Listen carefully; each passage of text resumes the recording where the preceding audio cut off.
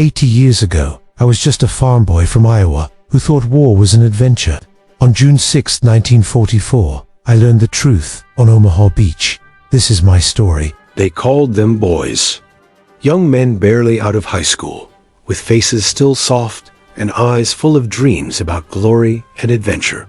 They signed up believing the stories told by recruiters in small American towns, stories of heroism and honor. They trained on American soil, shooting at targets that never shot back, marching through obstacle courses that never exploded beneath their feet.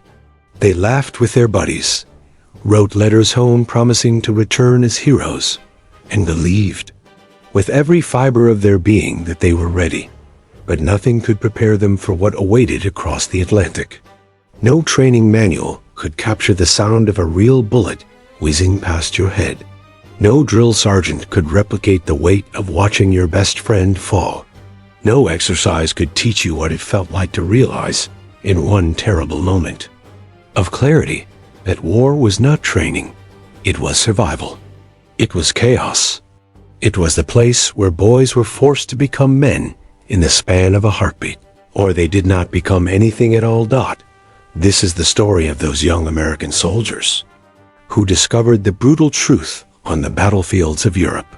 This is about the moment everything changed. The train station in Fort Benning, Georgia, buzzed with nervous energy on that crisp October morning in 1943.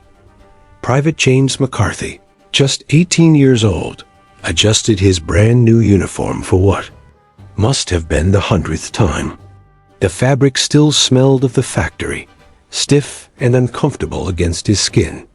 Around him, dozens of other young men did the same, fidgeting with their gear, checking and rechecking equipment they had inspected countless times already. Jimmy, as everyone back home called him, came from a small farming town in Iowa, where everyone knew everyone else. His father had fought in the Great War, had come home with a medal and stories that made young Jimmy's eyes light up with wonder. When the Japanese bombed Pearl Harbor, Jimmy was only 16, but he counted the days until he could enlist. His mother cried when he left, but his father shook his hand firmly and told him to make the family proud. Standing next to Jimmy on the platform was Robert "Bobby" Henderson from Brooklyn, New York. Bobby was everything Jimmy was not.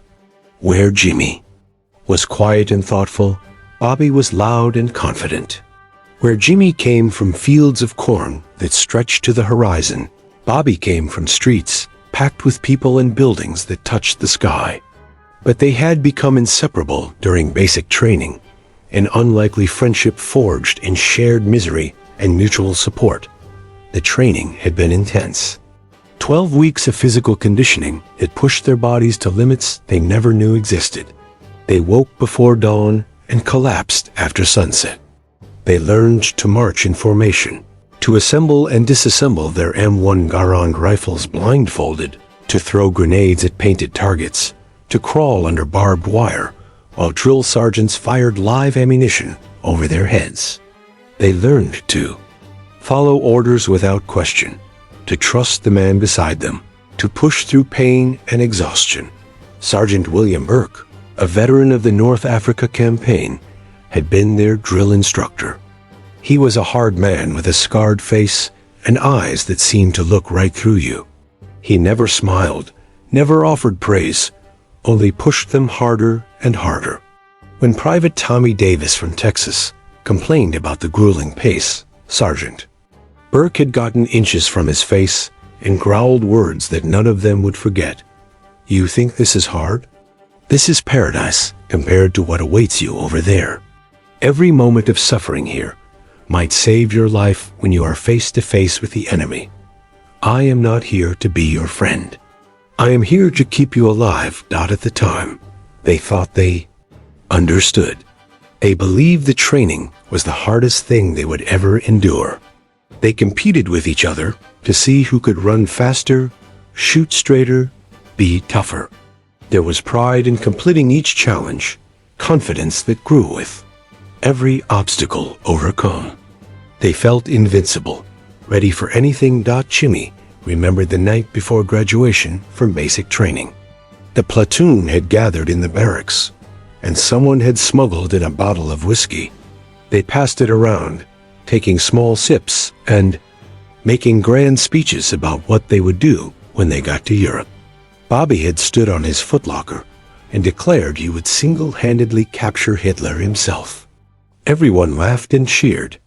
The war felt like an adventure waiting to happen, a test of their manhood, a chance to prove themselves to the world. Private Eugene O'Malley from Boston, a skinny kid with red hair and freckles, who looked even younger than his 17 years, had talked about the girl he left behind. Her name was Mary, and he carried her photograph everywhere. He showed it to anyone who would look, a pretty girl with dark hair and a bright smile. Eugene promised he would marry her as soon as he got back. He had it all planned out. They would have a small ceremony at the church where they grew up, then buy a little house on the outskirts of the city. He wanted 3 children, maybe 4. He talked about it so often that the others teased him mercilessly, but it was good-natured ribbing among brothers. Then there was Private Marcus Johnson from Alabama, one of the few colored soldiers in their unit. Marcus was quiet, kept mostly to himself, but he was the best shot in the entire company. On the rifle range, he never missed. The instructors were impressed despite themselves, though some never quite managed to hide their surprise that a colored boy could shoot so well. Marcus endured the occasional sideways glances and muttered comments with dignity, never responding to provocation. Jimmy admired that about him, though he was ashamed to admit he had never really known any colored folks back home. The friendship that developed between them felt important somehow, bigger than just 2 soldiers learning to trust each other. The advanced infantry training that followed basic had introduced them to more sophisticated tactics. They practiced amphibious landings, stormed fake beaches under simulated fire, and learned urban combat in mock villages built specifically for training. They threw themselves into every exercise with enthusiasm, competing for the highest scores, the fastest times, the best marks. When they successfully completed a particularly difficult night navigation exercise through swampland, Sergeant Burke had actually nodded at them, which was the closest thing to approval any of them had received. But there were moments, brief flickers of something that should have warned them. During one exercise, live artillery had been used to create realistic battlefield conditions. The shells landed several hundred yards away, far enough to be safe but close enough that they felt the concussive force in their chests and saw the earth erupt in violent fountains of dirt and smoke. For just a moment, Jimmy had felt something cold touch his spine, a whisper of real fear. But then the exercise was over, and everyone was congratulating each other on how well they had performed. And the feeling passed. Another time, a training accident had occurred in a different company. A grenade had malfunctioned during a throwing exercise, detonating too close to the trainee. 2 soldiers were injured, one seriously. The camp buzzed with rumors for days. Some said the soldier who was badly hurt would lose his arm. Others said he would be fine. Either way, he was sent home, his war over before it began. The incident sobered them for a while, but youth is resilient, and soon enough they had convinced themselves that accidents happened, that they would be more careful, that they would be fine. Now, standing on the platform waiting for the train that would take them to the port, Jimmy felt a mixture of emotions swirling in his chest. Excitement, certainly. This was what they had trained for, what they had dreamed about. But there was something else too, something harder to name. A small voice in the back of his mind whispering questions he did not want to answer. What would it really be like? Would he be brave? Would he make his father proud? Would he come home? Bobby must have sensed his mood, because he clapped Jimmy on the shoulder and grinned that confident Brooklyn grin. Come on, farm boy. We are going to show those Nazis what American boys are made of. This time next year, we will be back home, with medals on our chests and stories that will make the girls swoon. Asterisk, Jimmy smiled back, pushing the doubt away. Bobby was right. They were ready. They were trained. They were United States Army infantry, the best soldiers in the world. How hard could it really be? Asterisk, the train whistle blew, long and loud, cutting through the morning air.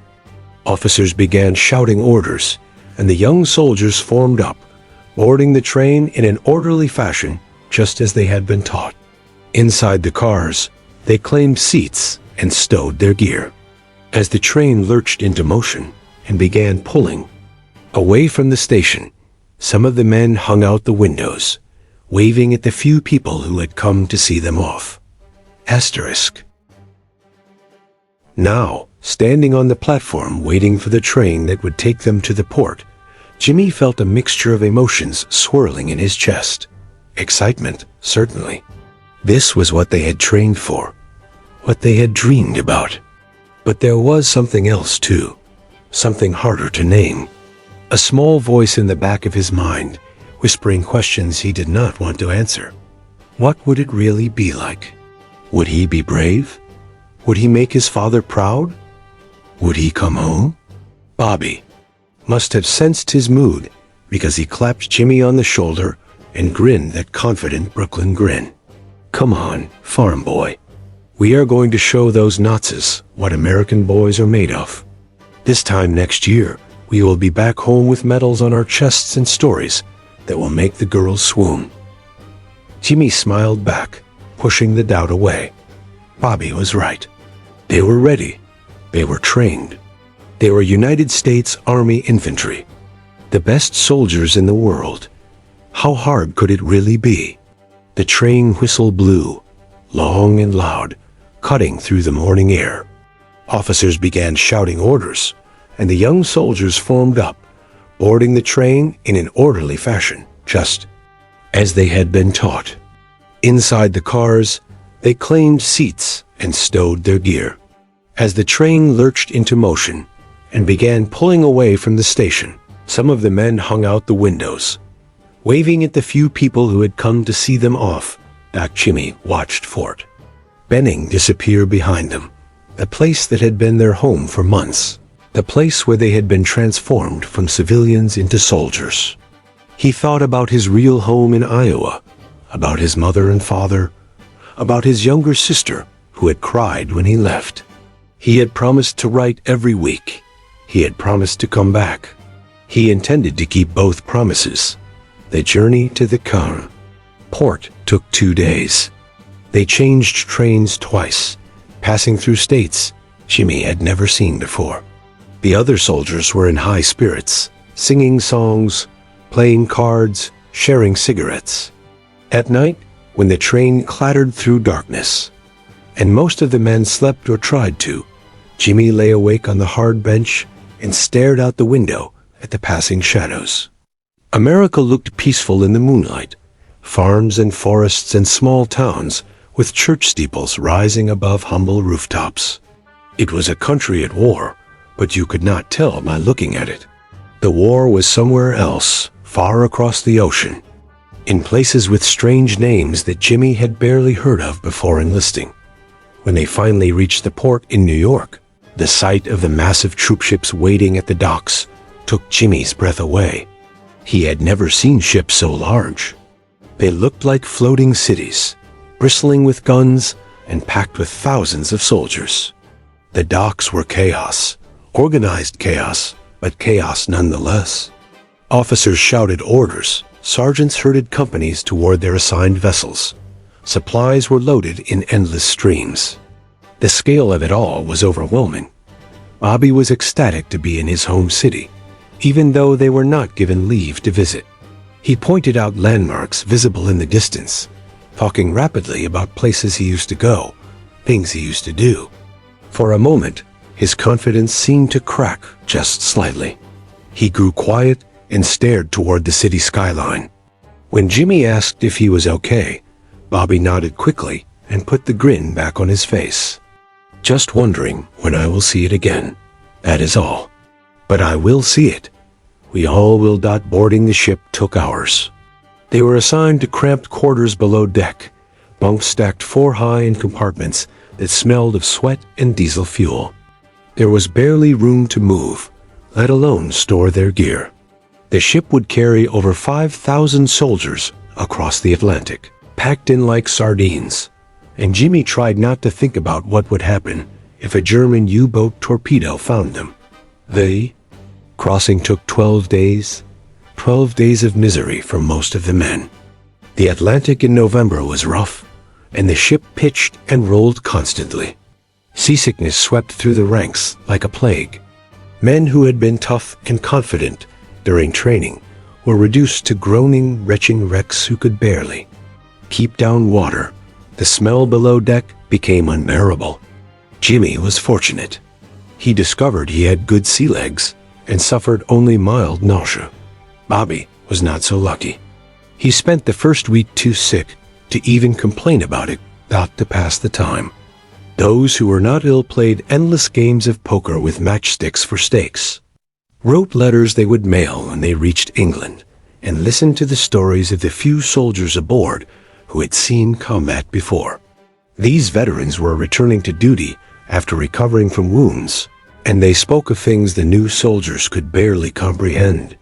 They mentioned places like Kasserine Pass in Sicily, with a tone that suggested those names carried weight the younger men could not yet understand. One veteran, a corporal named Martinez, who was missing 2 fingers from his left hand, caught Jimmy watching him one evening. The corporal smiled sadly and held up his maimed hand. German machine gun in Tunisia. I was one of the lucky ones. My whole squad walked into an ambush. Only 3 of us walked back out. Jimmy had wanted to ask questions, wanted to know what it was really like, but something in the corporal's eyes stopped him. There was a distance there, a faraway look, as if the corporal was seeing something Jimmy could not see. Instead, Jimmy just nodded, and the corporal nodded back, and nothing more was said. At night, lying in his bunk, listening to the creaking of the ship and the moans of sick soldiers, Jimmy sometimes felt that cold touch on his spine again. He would think about Corporal Martinez's missing fingers, about the rumors of the training accident back at Fort Benning, about Sergeant Burke's hard eyes. But then morning would come, and the feeling would fade, and he would tell himself again that he was ready. When the English coast finally appeared on the horizon, a cheer went up from the soldiers crowding the deck. Land meant solid ground, fresh air, an end to the endless rolling of the ship. They docked in Liverpool, and the process of disembarking was as chaotic as boarding had been. British dock workers moved among them, and Jimmy was struck by how tired everyone looked, how worn down. England had been at war for 4 years already, and it showed in the faces of the people, in the bombed-out buildings visible in the distance, in the grim determination that seemed to hang over everything. They were transported by train to a staging area in southern England, another camp with rows of tents and Quonset huts. Here, they would wait for their assignment, undergo final preparations, and integrate with the larger units they would join for the invasion of Europe. The camp was filled with soldiers, tens of thousands of them, from all over America and from other allied nations. Canadians, Brits, even some free French forces. The scale of what was being prepared became clearer. This was not just an army. This was a massive undertaking, the largest military operation ever attempted. The officers were tight-lipped about when and where they would deploy, but rumors flew constantly. Some said they would invade France soon. Others claimed they would go to Italy. A few whispered about operations in the Balkans or even Norway. No one really knew, and speculation became their primary entertainment. Training continued, but it was different now, more urgent, more focused. They practiced with live ammunition more often. They rehearsed coordinated attacks with tank support. They learned to identify German aircraft and vehicles. They were issued additional equipment, including gas masks that they were told to carry at all times. Though no one really believed the Germans would use chemical weapons again after the horrors of the Great War. Asterisk. On December 15th, just over a month after they arrived in England, their orders came through. They were assigned to the 29th Infantry Division, which would be part of the assault on Fortress Europe. The location and date were still classified, but everyone knew it was coming. The second front that Stalin had been demanding for years, the invasion that would liberate France and push into Germany itself. They would be part of history. Asterisk. That night, lying in his bunk in the cold English winter, Jimmy wrote a letter home. He told his parents he was well, that the food was adequate, that he had made good friends. He did not tell them he was scared. He did not tell them about the nightmares that had started, dreams where he was running, but his legs would not move fast enough, where Bobby was calling for help, but Jimmy could not reach him, or something terrible was chasing him through darkness. He ended the letter the way he always did, with love and a promise to write again soon. He sealed it and placed it with the others to be mailed. Then he lay back and stared at the ceiling of the hut and tried not to think about what was coming. Asterisk. Bobby, in the bunk above him, was uncharacteristically quiet. After a long moment, he spoke softly. "Hey, farm boy, you awake?" "Yeah." Another pause. "You ever wonder if we are really ready for this?" Jimmy considered lying, considered saying the confident thing, the brave thing. But this was Bobby, his best friend, and they were alone in the darkness. Sometimes, he admitted. "Yeah, sometimes I wonder doubt me too." They did not speak after that, but somehow the admission made both of them feel better. They were not alone in their fear. They were in this together, whatever came next. And that would have to be enough. If you are enjoying this story, leave your like and subscribe to the channel. The journey of these young soldiers is just beginning, and their greatest challenges lie ahead. Asterisk. The morning of June 6, 1944, began in darkness and chaos for Private Jimmy McCarthy and the thousands of other young soldiers packed into the landing craft churning through the rough waters of the English Channel. The plan they had been briefed on repeatedly, the plan that seemed so clear on maps and models back in England, was already falling apart before they even reached the beach. Jimmy clutched his rifle so tightly his knuckles were white. Around him, other soldiers pressed together in the metal boat, 30 men crammed into a space meant for fewer. The craft pitched violently in the waves, and several men were vomiting, adding to the stench of diesel fuel and fear. The sound was overwhelming, engines roaring, waves crashing against the hull, and above it all, the distant thunder of naval bombardment as battleships and cruisers pounded the German defenses. Bobby Henderson was next to him, face pale green in the dim light before dawn. The confident Brooklyn swagger was gone, replaced by a tight-lipped grimace as he fought to keep his breakfast down. Neither of them had slept the night before. No one had. They had been roused at 2 in the morning, fed a breakfast most could, not eat, given final equipment checks, and loaded onto the transports. The chaplain had said prayers. Some men had accepted them gratefully. Others had simply stared into space, lost in their own thoughts. The briefing had been clear. They would land on a stretch of beach codenamed Omaha, between the villages of Vierville and Colville. The Air Force had bombed the defenses for weeks. The Navy would shell them for hours before the landing. Specialized tanks would land ahead of the infantry to provide covering fire and clear obstacles. Paratroopers had already dropped inland to secure key positions and prevent reinforcements from reaching the beach. The German defenders, they were told, were low-quality troops, older men and conscripts from occupied nations who would likely surrender quickly. Resistance was expected to be light. They should be off the beach and moving inland within an hour. Every single part of that briefing would prove to be wrong. As they drew closer to shore, The sky began to lighten, and Jimmy could see the coast of France emerging from the darkness. It looked peaceful at first, just a strip of sand backed by bluffs, almost like a postcard. Then the German artillery opened up. The first shell landed in the water 50 yards from their craft, sending up a massive plume of water. Then another, and another. The Germans had the entire beach targeted, pre-sighted zones of fire that their gunners had practiced for years. Within moments, the sea around them was erupting in explosions. A landing craft 2 boats over took a direct hit and simply disintegrated in a ball of fire. Men who had been alive 1 second were gone the next, vaporized or blown into the water where the weight of their equipment dragged them down to drown. The soldier across from Jimmy, a kid from Tennessee, whose name he had never learned, was praying out loud, words tumbling over each other. "Hail Mary, full of grace, the Lord is with thee. Blessed art thou among women, and blessed is the fruit of thy womb, Jesus." His eyes were squeezed shut, and tears ran down his face. No one mocked him. Several other soldiers joined in the prayer.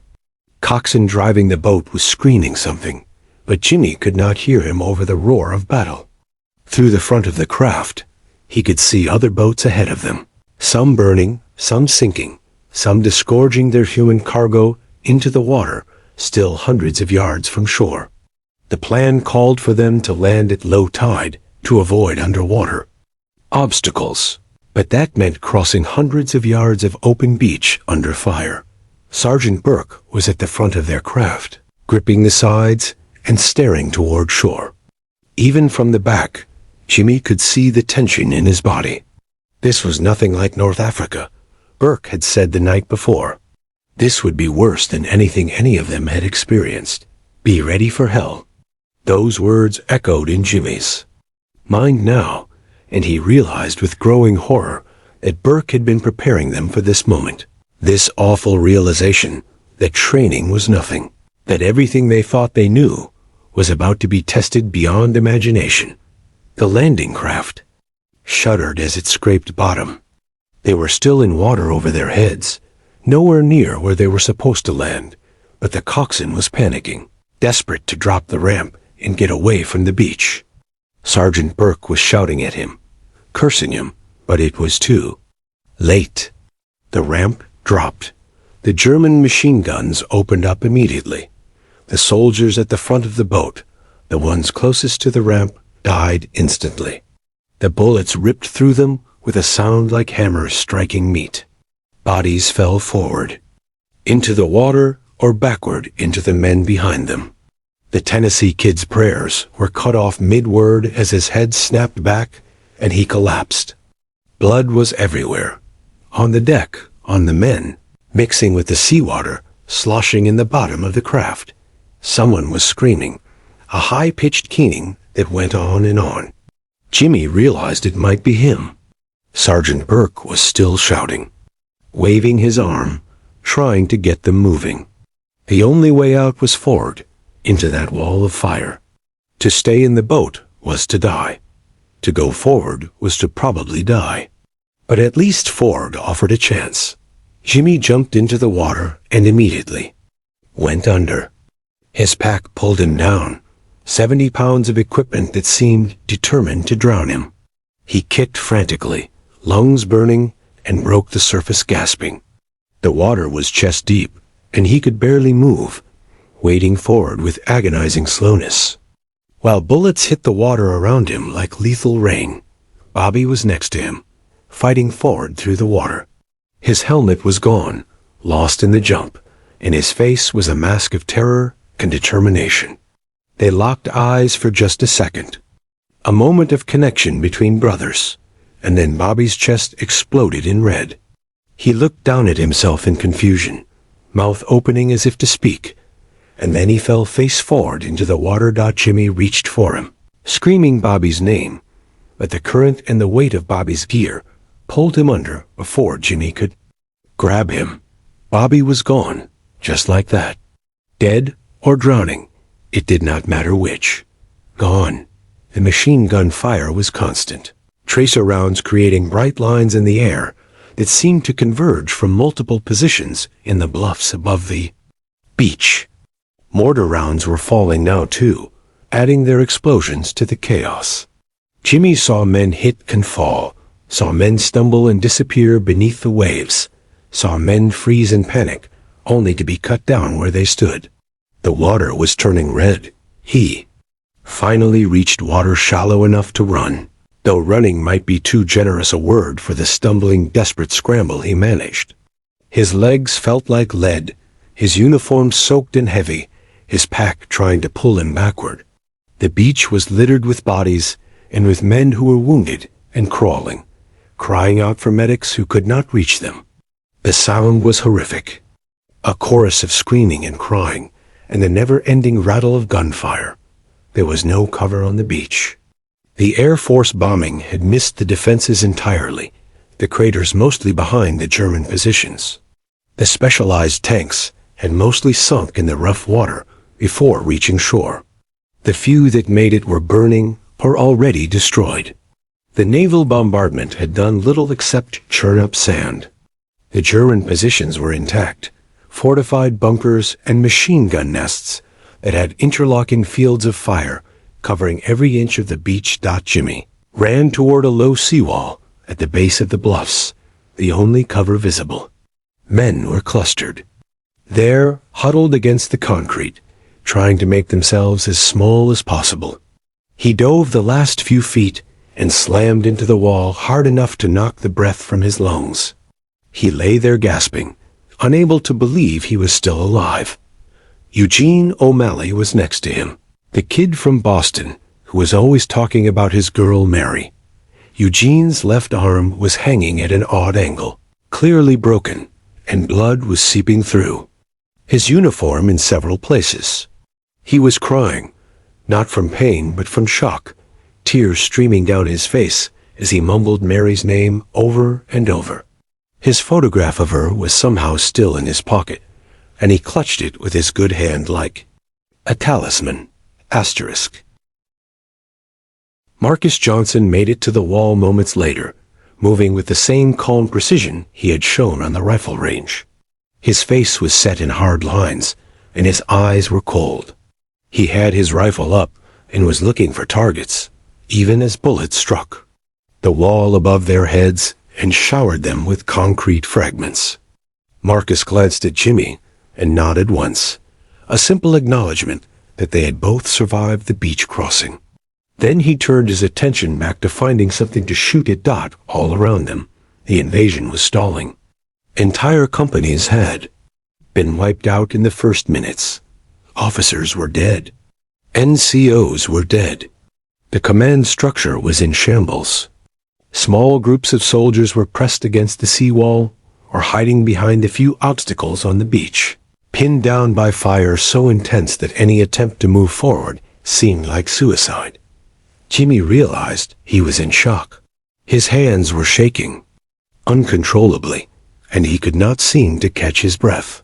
The training had not prepared him for this. Nothing could have prepared him for this. Bobby was dead. The Tennessee kid was dead. Half the boat was dead.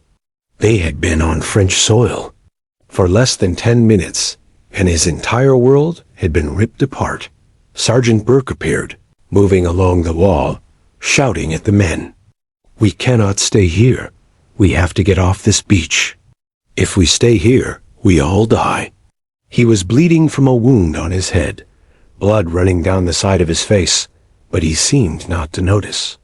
He grabbed Jimmy by the straps of his pack and hauled him to his feet. "Move, McCarthy. Move or die." But where could they go? The bluffs were nearly vertical, and the only paths up were heavily defended draws that were killing zones worse than the beach. The machine guns never seemed to stop firing. Every time someone tried to move forward, they were cut down. Bodies were piling up near the gaps in the wire, testament to failed attempts to break through. A young lieutenant, one Jimmy did not recognize, made a decision. He stood up despite the fire, despite the fact that it meant becoming a target, and he started waving men forward. "Come on, we are going up." Follow me." Some men obeyed, rising and beginning to move toward the nearest draw. The lieutenant made it about 20 feet before a burst of machine gun fire nearly cut him in half. He went down hard, and the men following him hit the dirt, but his action had sparked something. Another soldier, just a private, got up and started forward. Then another. Marcus Johnson rose smoothly to one knee and began firing up at the German positions, his shots deliberate and aimed. Other men with rifles joined him, trying to provide covering fire. It was not organized, not the clean tactical movements they had practiced in training, but it was something. It was action instead of paralysis. Jimmy found himself moving forward, without consciously deciding to. His body seemed to act on its own, responding to training that had been drilled into him for months. Stay low, move fast, short rushes from cover to cover. Except there was no cover, not really. Just shell craters and dead bodies and burning vehicles. A mortar round exploded to his left, and the concussion knocked him flat. His ears rang, and for a moment he could not hear anything at all. A piece of shrapnel had torn through the sleeve of his jacket, but somehow missed his arm. He lay there stunned, tasting blood in his mouth from where he had bitten his tongue. When his hearing started to return, the first thing he heard was someone calling for a medic.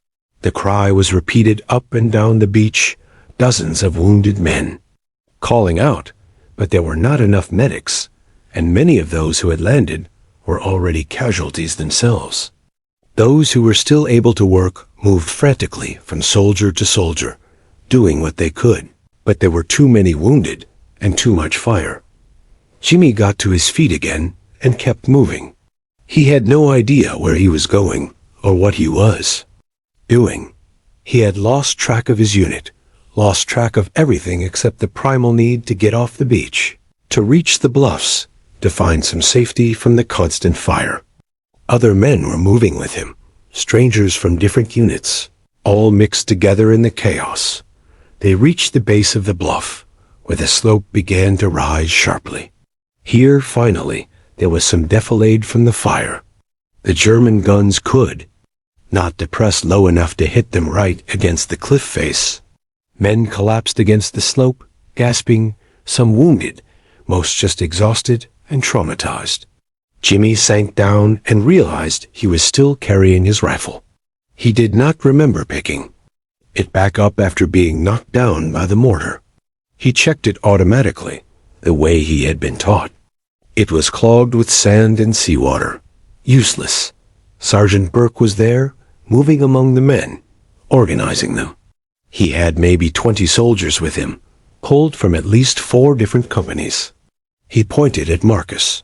"You, Johnson, you can. Shoot. Take 3 men and provide covering fire from here." He pointed at others.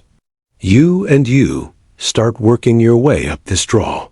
Stay low and watch for mines. The Germans will have mined the paths. It was the training asserting itself, the structure that had been beaten into them. Follow orders. Trust your NCOs. Work as a unit." The men responded because they needed someone to tell them what to do. Needed. That structure in the chaos. Jimmy was assigned to help treat the wounded while others pushed forward. He had basic first aid training, though nothing that prepared him for the severity of the wounds he now faced. Men with limbs torn off, men with their intestines exposed, men with head wounds that left them unconscious or delirious. He did what he could, applying pressure to wounds, giving morphine from the syrettes in the first aid kits, marking foreheads with an M, so other medics would know not to double dose. It was inadequate, hopeless work, but it was something to do, something to focus on besides the horror around him. One of the wounded was a kid who looked about 15, though he had to be at least 18 to have enlisted. He had been shot through both legs and was in shock, shivering despite the June warmth, his skin gray and clammy. He kept asking for his mother, calling out for her like a child. Jimmy held his hand and lied, telling him he would be fine, that The medics were coming, that he would be evacuated soon. The kid seemed to believe him, seemed to draw comfort from the lies. Then his hand went slack in Jimmy's, and his eyes went distant, and he was gone. Just like that. From a person to a thing in the span of a heartbeat. Jimmy had been on Omaha Beach for less than an hour, and the boy he had been when he jumped from the landing craft was already dead, killed as surely as Bobby Henderson and the Tennessee Kid, and all the others. The training had not prepared him, because training could not prepare you for the moment you watch someone die in your hands, could not prepare you for the weight of realizing that all the grand ideas about glory and honor were just stories told to get young men to walk into machine gun fire. The battle for the beach raged on through the morning. Inch by inch, through courage and sacrifice and sheer bloody-mindedness, small groups of soldiers began to force their way up the bluffs. They found paths between minefields, knocked out machine gun nests with grenades and satchel charges, used Bangalore torpedoes to blow gaps in the wire. By noon, they had established a fragile toehold on the high ground. By evening, they had pushed inland far enough that the beach was no longer under direct fire, but the cost had been staggering. Of the approximately 35,000 men who landed on Omaha Beach that day, over 2,000 were killed, wounded, or missing. Entire companies had been wiped out. Some sectors had casualty rates over 70%. When night finally fell and the shooting died down to sporadic exchanges, Jimmy found himself in a hastily dug foxhole with Marcus Johnson and Eugene O'Malley, whose arm had been splinted by a medic. They had been ordered to dig in and hold their position through the night, to be ready for a German counterattack that might come at any moment. Eugene was in bad shape, feverish from his wounds, still clutching the photograph of Mary. He mumbled her name and talked about the wedding they would have, the house they would buy, the children they would raise. Marcus and Jimmy did not have the heart to tell him that his wounds looked infected, that without serious medical treatment soon he might lose the arm or worse. They just listened and nodded and took turns staying awake to watch for Germans. In the darkness, with only the occasional flare casting flickering shadows, Marcus spoke quietly. You know what the worst part is? Realizing that nothing we did in training mattered. All those exercises, all that practice, it meant nothing, because they could not train us for this, for watching our friends die, for being so scared. You cannot think straight, but you keep moving anyway, because stopping means dying. Jimmy nodded, though Marcus probably could not see it in the dark. Bobby knew, he said softly. Last night, before we shipped out, he asked if we were really ready. I think he knew we were not. I think maybe he always knew. He pulled out his wallet, damp with seawater but still intact, and found the photograph of his family. His mother and father stood on the porch of their farmhouse, his younger sister between them. They were smiling, frozen in a moment of peace. That seemed impossibly distant now. He wondered what he would write to them, how he could possibly explain what had happened, what he had seen, what he had become. Eugene's breathing had become labored, a wet, rattling sound that worried Jimmy. Marcus noticed it too, and moved closer to check on him. Eugene's forehead was burning with fever, and his wounded arm was swollen, dark streaks visible, even in the dim light. Infection was setting in fast. Marcus and Jimmy exchanged a look that said what neither wanted to speak aloud. Eugene needed a hospital, needed antibiotics and surgery, needed help they could not provide. But there would be no evacuation tonight, not with the beachhead still uncertain, not with German forces still holding strong positions inland. The night seemed endless. Every sound made them tense, reaching for weapons, staring into the darkness, trying to separate real threats from imagined ones. Occasionally, they heard movement, German patrols, or perhaps just other American soldiers stumbling around in the confusion. Flares went up periodically, casting the landscape in harsh white light that created jumping shadows and made everything look alien and threatening. Around midnight, they heard someone approaching their foxhole. Marcus raised his rifle, finger on the trigger, until a voice called out softly with the password. It was Sergeant Burke, making his way along the line, checking on his scattered men. He slid into the foxhole with them, and in the brief flare of light from a distant illumination round, Jimmy could see that the sergeant looked older somehow, worn down in a way that had nothing to do with physical exhaustion. Burke checked Eugene. First, his experienced hands gentle as he examined the wounded arm. He said nothing, but his expression told them everything. Then he pulled out his canteen and shared water with them, a small kindness that felt monumental in that moment. How many made it, Sergeant? Marcus asked quietly. Burke took a long moment before answering. Of our company? Maybe 40%. Maybe less. We will not know for sure until we can do a proper head count. He paused, then added, I have been in combat before. North Africa, Sicily. I thought I knew what to expect. But this... He trailed off, leaving the sentence unfinished. It was the most human thing Jimmy had ever heard the sergeant say. Even Burke, the hard veteran who had tried to prepare them, had not been ready for Omaha Beach. Even he had been shocked by the intensity, the chaos, the sheer murderous efficiency of the German defenses. What they told us, Jimmy said, his voice barely above a whisper. About the defenses being weak, about light resistance, about getting off the beach quickly. All of it was wrong. Burke nodded slowly. Intelligence failures. Or maybe just wishful thinking. Either way, a lot of good men died because someone told. It would be easy when it was anything but. He looked at each of them in turn. But you made it.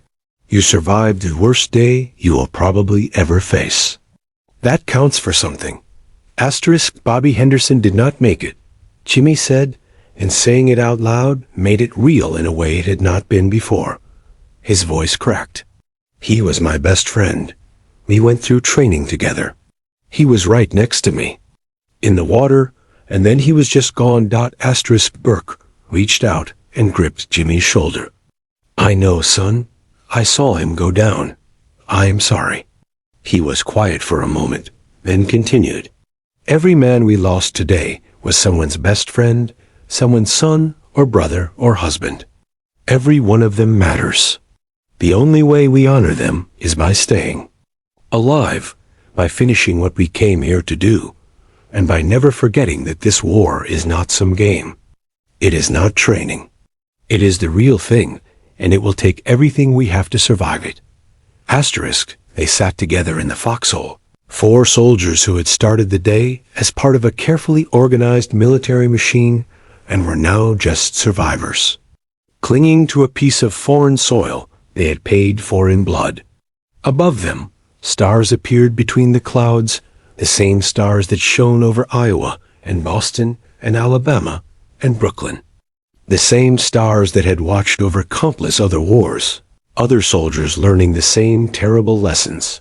Just before Burke moved on to check the next position, he turned back to them. You boys did good today. I know it does not feel like it.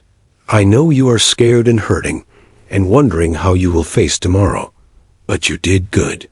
You kept moving when others froze. You helped the wounded. You are here alive, and that means you can fight another day. Remember that when the sun comes up, and we have to do this all over again. Then he was gone, swallowed by the darkness, leaving them alone again with their thoughts and their fears and their dying friend. Eugene's condition worsened through the night. His fever climbed higher, and he began to hallucinate, talking to people who were not there, reliving moments from his past. He spoke to Mary, proposed to her again, planned their future in vivid detail. He talked to his mother, apologized, for things only he understood. He talked to God, asking questions that had no answers. Jimmy and Marcus took turns holding his good hand, keeping vigil, knowing there was nothing more they could do but be there. As dawn began to break on June 7th, painting the sky in shades of gray and pink, Eugene O'Malley died quietly in there. Foxhole. His breathing simply stopped between one moment and the next, and the boy who had carried a photograph of his sweetheart across the Atlantic and on to Omaha Beach was gone. He was 17 years old. Jimmy and Marcus sat with his body for a long time, too exhausted and emotionally drained to move. Around them, the beachhead was coming alive with activity. Supply trucks were rolling in, now that the beach was secure. Wounded were being organized for evacuation. Fresh troops were arriving. Wide-eyed young men who looked exactly like Jimmy and Marcus and Eugene had looked just one day earlier. Jimmy wanted to warn them, to tell them that nothing they learned in training would prepare them for what was coming, but he knew they would not understand. They would have to learn the lesson themselves, the way every soldier learned it, through blood and terror and loss. A burial detail came by mid-morning to collect the bodies. There were so many dead that they were being laid in rows, identified, when possible, covered with ponchos or blankets. Eugene was just one more, his photograph of Mary still clutched in his stiffening fingers. Jimmy made sure it stayed with him. It seemed important somehow that he not be separated from it, that even in death he could keep the dream of the life he would never have. The war did not pause for grief. By noon, Jimmy and Marcus were reassigned to a scratch unit being organized to push further inland. The Germans were falling back, but fighting for every inch, and the Allied advance was measured in yards, not miles. The hedgerow country of Normandy was perfect defensive terrain, a nightmare of narrow lanes and high banks that turned every field into a potential killing zone. The fighting over the following days became a blur of exhaustion and terror punctuated by moments of intense action. They learned to move differently, to trust their instincts, to spot danger in the set of a hedge or the stillness of a particular stretch of road. They learned to sleep when they could, to eat whatever was available, to keep moving even when their bodies screamed for rest. They learned that war was not one big battle, but a series of small, vicious fights where the stakes were always life and death. Jimmy killed his first German soldier on June 9th. They had been clearing a farmhouse when a Wehrmacht soldier emerged from a cellar, hands raised in surrender. He was young, maybe younger than Jimmy, with a thin face and frightened eyes. For a moment, they just stared at each other, two boys caught in something neither had chosen. Then the German's hand moved toward his belt, maybe for a hidden weapon, maybe just a nervous gesture. Jimmy's rifle came up and fired before he consciously decided to shoot. The German fell backward, a red stain spreading across his gray uniform. Afterward, Jimmy vomited in a corner of the farmhouse while Marcus stood guard. He had killed another human being, a boy who might have had his own dreams and family and girl waiting at home. The training had taught him to shoot at targets, had taught him that the enemy was an abstraction to be defeated. But that German soldier had been a person, and Jimmy had taken his life, and nothing in training had prepared him for how that would feel. You did what you had to do, Marcus said quietly. Him or us. That is the only choice we have now. The hedgerows of Normandy became a labyrinth of death through the long summer of 1944. Jimmy McCarthy and Marcus Johnson moved through the French countryside with their depleted unit, never quite sure from one moment to the next if they would survive the day. The high earthen banks topped with thick vegetation created natural fortifications that turned every field into a separate battlefield, every lane into a potential ambush site. It had been 3 weeks since Omaha Beach, 3 weeks that felt like 3 years. The initial shock had worn off, replaced by a numb acceptance of the daily grind of combat. They woke each morning surprised to be alive. They fell asleep each night, when sleep was possible, too exhausted to dream. In between, they fought. The unit had been consolidated and reconstituted twice since the landing. So many casualties had been taken that the original company structure existed only on paper. Jimmy and Marcus found themselves assigned to different squads, then those squads were merged, then reformed again. They clung to each other as the only constants in a constantly shifting reality, the only connection to who they had been before the war stripped everything else away. Their sergeant now was a man named Patterson, a replacement who had arrived from England 2 weeks after D-Day. Patterson had combat experience from Italy, but he was learning just as they were that each battlefield had its own character, its own lessons to teach. The hedgerows were unlike anything he had faced before, and his initial confidence had been tempered by the realization that experience only carried you so far. The Germans defending the hedgerows were not the broken, demoralized force that intelligence briefings kept insisting they were. They were veterans, many of them from the Eastern Front, and they knew how to use the terrain to murderous effect. They would let American patrols advance into a field, then open fire from 3 sides at once. They positioned snipers in trees and church steeples. They seeded the narrow lanes with mines and booby traps. They made the Americans pay in blood for every yard of ground. Jimmy had stopped counting the days. Time had lost meaning, collapsing into a series of present moments, strung together with no clear beginning or end. He measured existence in smaller increments now, making it to the next hedgerow, surviving the next artillery barrage, getting through the next patrol without contact, living until the mail call that might bring a letter from home. He had written to Bobby Henderson's mother, a task that had taken him 3 attempts to complete. What could he say? Your son died instantly. He did not suffer, though Jimmy had no way of knowing if that was true. Your son was brave, though bravery seemed like a meaningless concept now. Your son was my friend, which was true but felt inadequate to express the depth of loss. He had finally sent something that he hoped brought her comfort, though he suspected no words could do that. He had not mentioned that Bobby's body was somewhere at the bottom of the English Channel, weighed down by equipment, lost forever. The mail that came back was sporadic and often weeks old. His mother's letters were full of news from home, talk of harvests and neighbors, and his sister's progress in school. She asked if he was getting enough to eat, if he was staying warm, if he had received the package of cookies she had sent weeks ago. The disconnect between her concerns and his reality was so vast that he barely knew how to respond. He wrote back with lies, telling her he was fine, that the food was good, that he was not in any real danger. He signed each letter with love, and folded it carefully and sent it off, knowing she would read between the lines and worry anyway. Marcus received fewer letters. His family was poor, and writing materials were a luxury.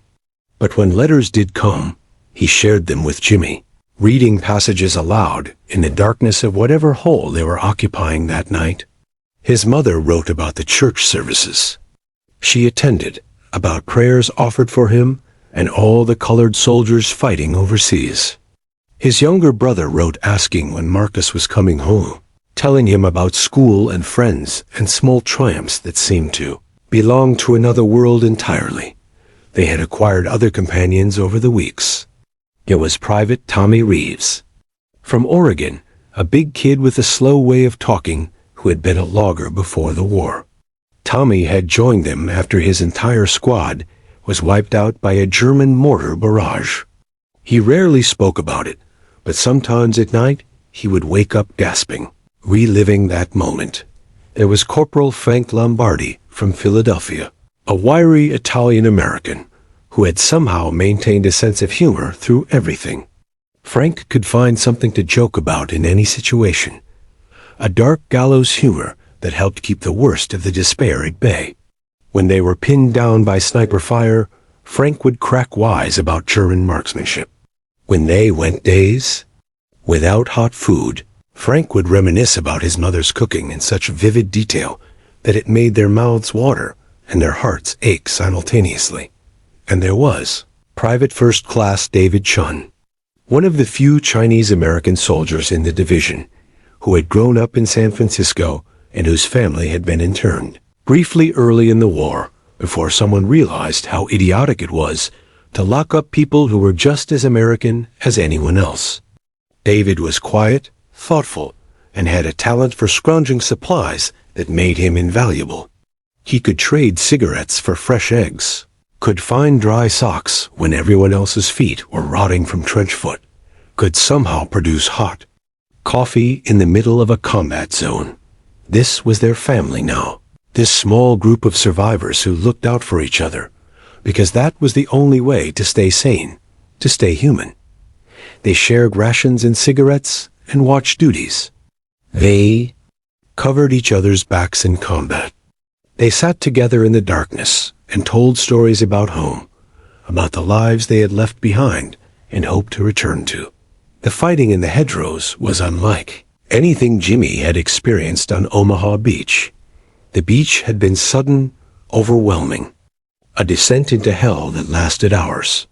The hedgerows were a grinding, exhausting campaign that went on day after day with no clear progress and no end in sight. They would fight all morning to take a single field, suffer casualties, dig in, then be ordered to pull back because the units on their flanks had not kept pace.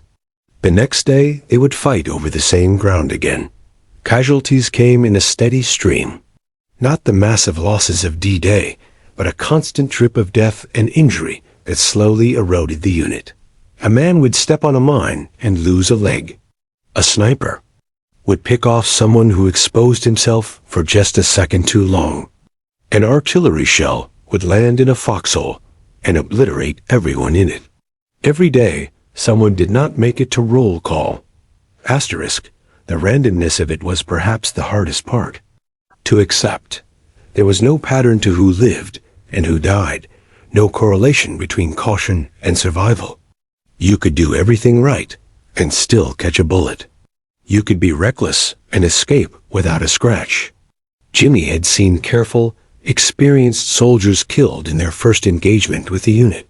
He had seen green replacements stumble through situations that should have gotten them killed and emerge unscathed. There was no justice to it, no fairness, just pure chance. Asterisk, on July 4th, American Independence Day, they were dug in on the outskirts of a village called Saint-Denis. The irony of celebrating American independence while fighting in France was not lost on anyone. Someone had acquired a bottle of wine from a grateful French civilian, and it was passed around the platoon, each man taking a small sip in lieu of any more formal celebration. Frank Lombardi proposed a toast. Asterisk to the poor bastards who did not make it this far. To Bobby and Eugene and all the others. We drink to your memory, and we promise not to waste the lives you gave. Asterisk, they drank in silence, each man alone with his thoughts and his ghosts. Jimmy thought about Bobby's confidence, his big dreams, his certainty that he would come home a hero. He thought about Eugene's photograph of Mary, about the wedding that would never happen, the children who would never be born. He thought about the Tennessee kid, whose name he never learned, whose face he could barely remember, who had died praying in the bottom of a landing craft. Asterisk. The weight of survival was a burden Jimmy had not anticipated. He carried not just his own life forward, but the memory of all those who had fallen. He fought not just for victory or flag or country, but because to die now would somehow dishonor those who had already given everything.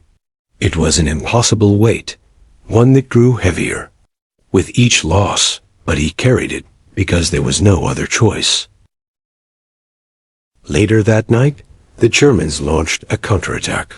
It came without warning, a sudden barrage of artillery followed by infantry assault. Jimmy and the others scrambled from their foxholes, taking positions along a low stone wall that offered minimal cover. The darkness was split by muzzle flashes and explosions. Tracers drew bright lines through the air. The sound was deafening. Jimmy fired his rifle at shadows and shapes, unable to tell if he was hitting anything or just wasting ammunition. Next to him, Marcus was shooting with his usual precision, squeezing off careful shots even in the chaos. On his other side, Tommy Reeves was firing his bar in controlled bursts, the heavy automatic weapon bucking against his shoulder. A German soldier appeared in the darkness just yards away, silhouetted against a burning building. Jimmy and the German saw each other at the same instant. Both raised their weapons. Both fired. Jimmy felt something tug at his helmet, a sharp impact that snapped his head sideways. The German fell, whether from Jimmy's shot or someone else's. It was impossible to say. When the firing stopped and the Germans fell back, Jimmy reached up to touch his helmet and found a deep crease in the metal. The German's bullet had hit his helmet at an angle and deflected away. An inch difference, and it would have gone through his skull. He sat there staring at the helmet, unable to process how close he had come to death, unable to feel anything. But a kind of numb acceptance. Marcus pulled the helmet from his hands and examined it. "You are one lucky son of a bitch, farm boy. Luck, that was all it was. Blind, random luck. Not skill, not training, not divine providence. Just luck. And luck ran out eventually for everyone. It was only a matter of time. The counterattack had been repulsed, but the cost had been high. 3 men dead, 5 wounded badly enough to require evacuation. Among the dead was Corporal Patterson, the sergeant from Italy, who had been trying to learn the lessons of the hedgerows. A mortar round had landed almost on top of him, and there had been nothing left to identify except his dog tags. Command of the squad fell to Frank Lombardi, who accepted the responsibility with none of his usual humor. The weight of leadership showed on his face as he organized the remaining men, assigned watch duties, and made sure the wounded were being cared for. Jimmy saw in Frank's eyes the same realization he had experienced on Omaha Beach, the moment you understood that war was not glorious, not noble, just necessary and terrible and endless. They held the village for 3 more days against repeated German attempts to retake it. Each attack followed the same pattern: artillery barrage, an infantry assault, then brutal close-quarters fighting before the Germans pulled back. Each time, there were fewer Americans to man the defenses. Fresh replacements arrived and were thrown into combat with minimal orientation. Some of them lasted days. Some lasted hours. Jimmy stopped learning their names. It hurt less that way when they died. On the 4th day, they were finally relieved and pulled back to a rear area for rest and refit. The term rest was relative. They were still within range of German artillery. They still had to dig foxholes and pull guard duty. But there was hot food, a chance to bathe in a stream, clean clothes to replace the ones they had been wearing for weeks. Small comforts that felt like tremendous luxury. A chaplain came by, offering to hear confessions and provide communion. Jimmy had not been particularly religious before the war. His family attended church on Sundays, but it had been more social obligation than spiritual conviction. Now he found himself sitting with the chaplain, not confessing sins, but asking questions for which there were no good answers. Father, why does God let this happen?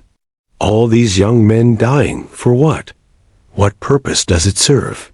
The chaplain, an older man with kind eyes and gray hair, did not offer platitudes. I do not know, son.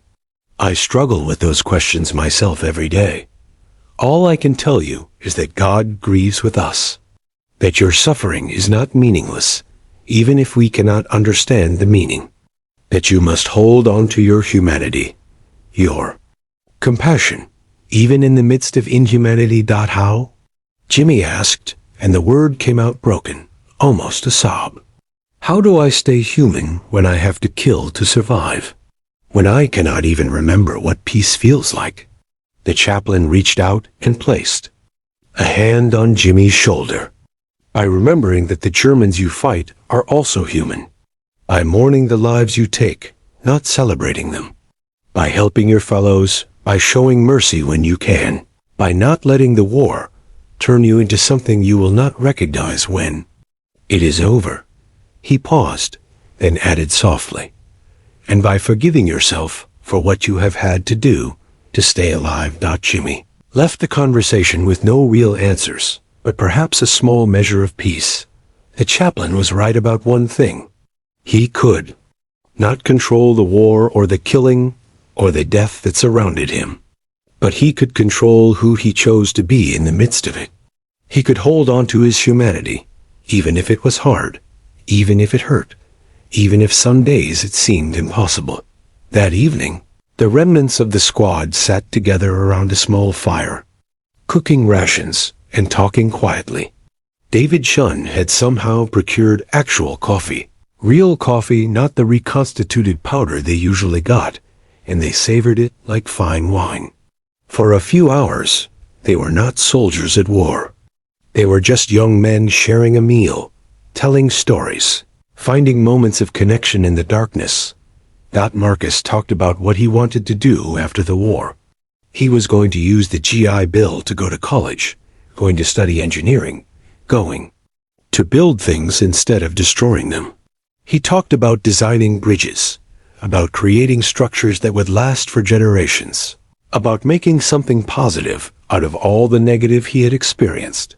Tommy Reeves wanted to go back to Oregon, back to the forests, back to a life of physical labor that did not involve killing. He wanted to feel an axe in his hands instead of a rifle, wanted to hear trees falling instead of artillery exploding, wanted to build a cabin in the woods and live quietly. Frank Lombardi wanted to open a restaurant, wanted to cook the food his mother had taught him to make, wanted to create a place where people could gather and laugh and feel safe. He described the menu in loving detail, Italian dishes passed down through generations, and for a little while they could almost taste it, could almost believe in a future where such simple dreams were possible. David Chun wanted to go home to San Francisco, wanted to see his family, wanted to walk the streets of Chinatown and feel like he belonged somewhere again. He talked about the smell of his mother's cooking, about the sounds of the city, about feeling connected to a community. Instead of isolated by war.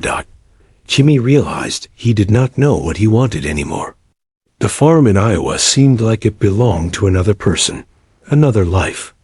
The boy who had dreamed of being a hero was gone. He could not imagine going back to plowing fields and harvesting corn after everything he had seen and done. But he also could not imagine staying in the army, making killing his profession. He was caught between two worlds, belonging fully to neither. Maybe I will just wander, he said finally. Travel around, see the country, figure out who I am now. I am not the same person who left Iowa. I do not know if that person still exists anywhere. Marcus nodded, understanding. None of us are the same. The war changed us all. The question is whether we can find a way to live with who we have become. It was a question without an easy answer, one that would haunt Jimmy for years to come. But for that night, sitting with his brothers in arms, sharing coffee and dreams of a future that might never come, it was enough to simply be alive, to be human, to be connected to others who understood. If you are enjoying this story, leave your like and subscribe to the channel. The war continues, and the greatest trials still await these young soldiers as they push deeper into France toward Germany itself.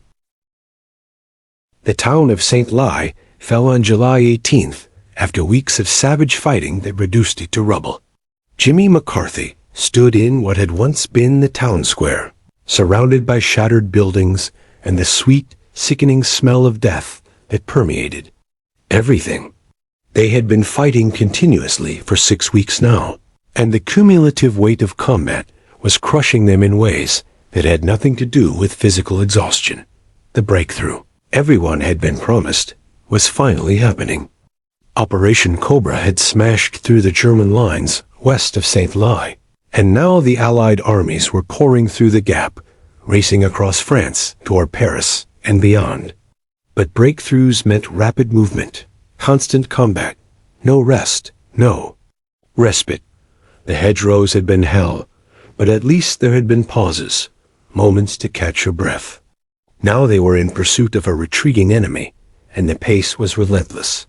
Marcus Johnson sat on a pile of rubble, cleaning his rifle with mechanical precision.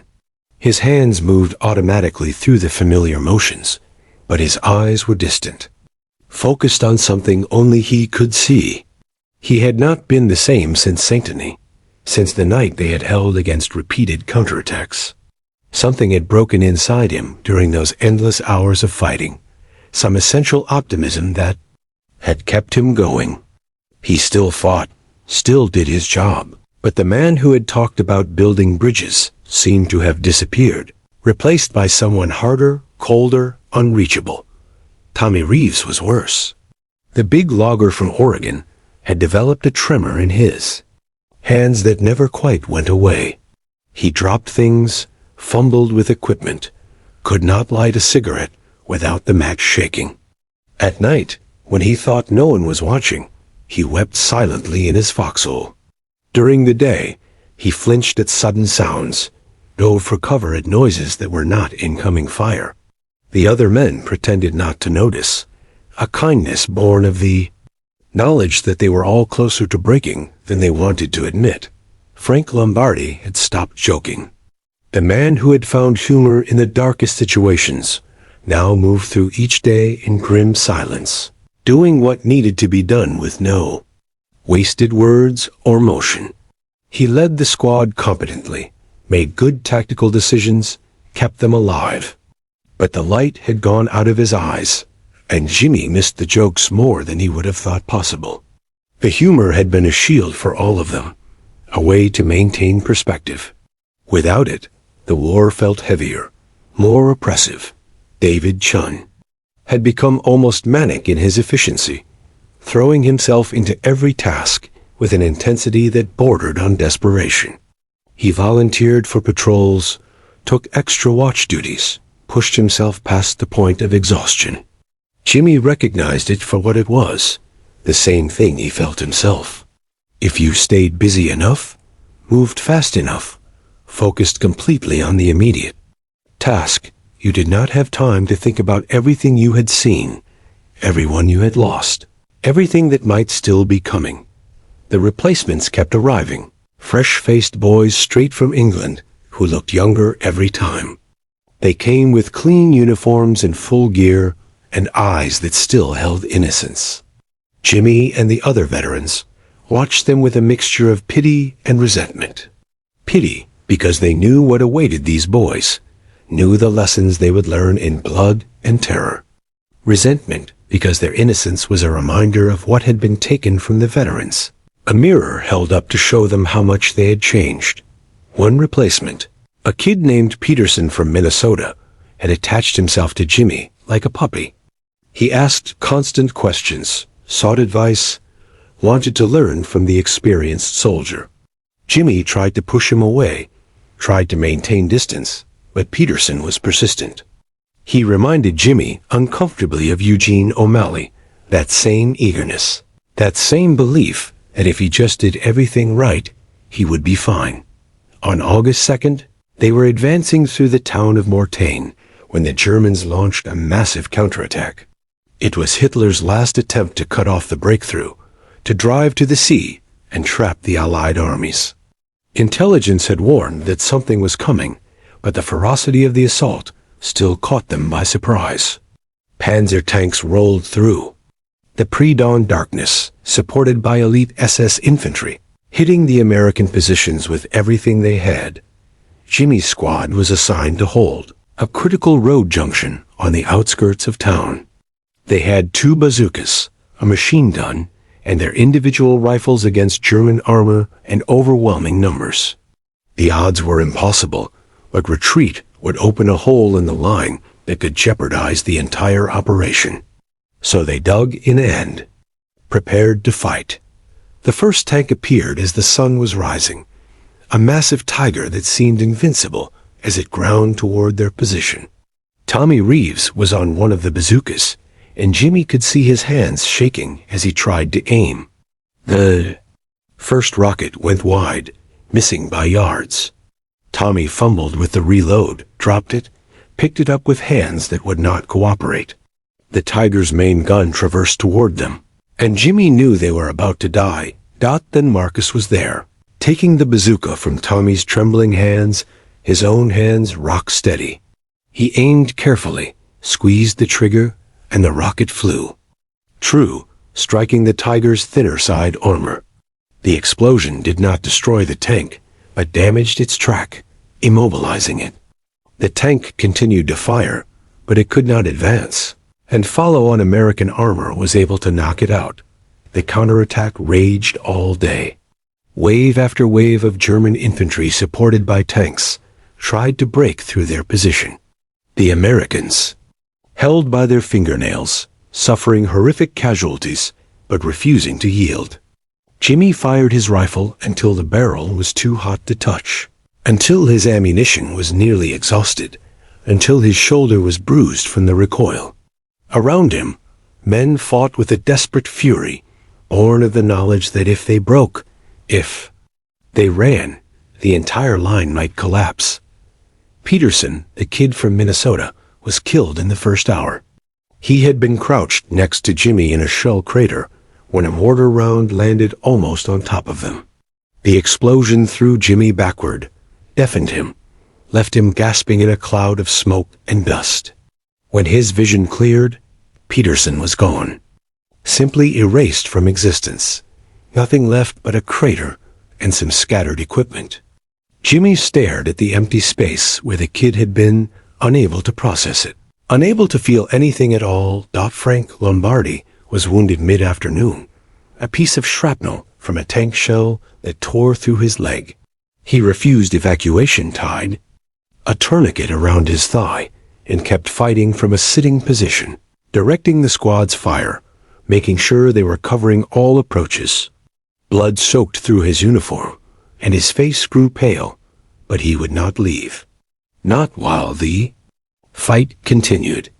Not while his men needed him. David Chun ran ammunition back and forth from a supply point 2 blocks away, sprinting through streets swept by machine gun fire and artillery, making trip after trip even as men fell around him. He seemed to bear a charmed life, emerging from situations that should have killed him without a scratch. Or perhaps he had simply stopped caring whether he lived or died, and that indifference protected him somehow. The Germans finally broke off the attack as darkness fell. They had failed to break through, had suffered massive losses, had accomplished nothing except to delay the inevitable. But the cost to the defenders had been staggering. Of the 30 men in Jimmy's platoon that morning, only 11 were still combat effective by nightfall. The others were dead, wounded, or so shell-shocked they could not function. Tommy Reeves was among the shell-shocked. He sat in a corner of the cellar they were using for cover, knees pulled to his chest, rocking back and forth and staring at nothing. He did not respond to questions, did not react to sounds, had retreated to some inner space where the war could not reach him. A medic examined him and shook his head. Battle fatigue, they called it, though everyone knew the real name was cowardice, failure, weakness. The medic tagged Tommy for evacuation to a field hospital, and Jimmy knew he would never see the big logger again. Tommy's war was over, but he would carry it with him for the rest of his life. Frank Lombardi was also evacuated, his wound serious enough that he needed surgery and extended recovery.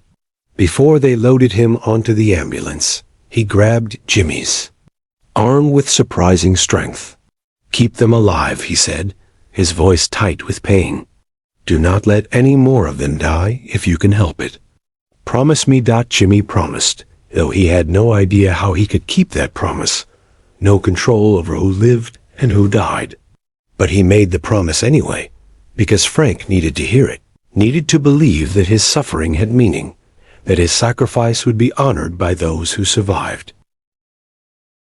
That left Marcus, David, Jimmy, and 8 others, plus a handful of replacements who arrived the next morning. Command of the squad fell to Jimmy, who accepted it with none of the confidence he had once felt. Leadership meant responsibility for. Lives meant making decisions that would determine who came home and who did not. He remembered Sergeant Burke on Omaha Beach, remembered the weight visible in every line of the sergeant's body. Now he understood that weight, carried it himself, felt it pressing down like a physical burden. The pursuit continued. The Germans were in full retreat now, falling back toward their own border, and the Allies chased them with vengeful fury. They liberated town after town, were greeted as heroes by grateful French civilians who lined the streets and threw flowers and offered wine. It should have felt like victory, like vindication for all they had endured. Instead, it felt hollow. The cheering crowds, the celebrations, the gratitude, it all seemed to belong to a different war, a cleaner war, the war of propaganda films and heroic stories.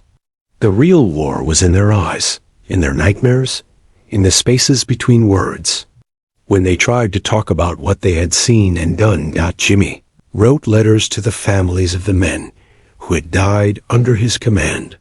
He wrote to Peterson's mother in Minnesota, to the families of 3 other replacements whose names he had barely learned before they were killed. He tried to find the right words, tried to offer comfort, tried to explain that their sons had died bravely, had died quickly, had not suffered. Some of it was true. Most of it was lies, kind lies meant to spare them the terrible details.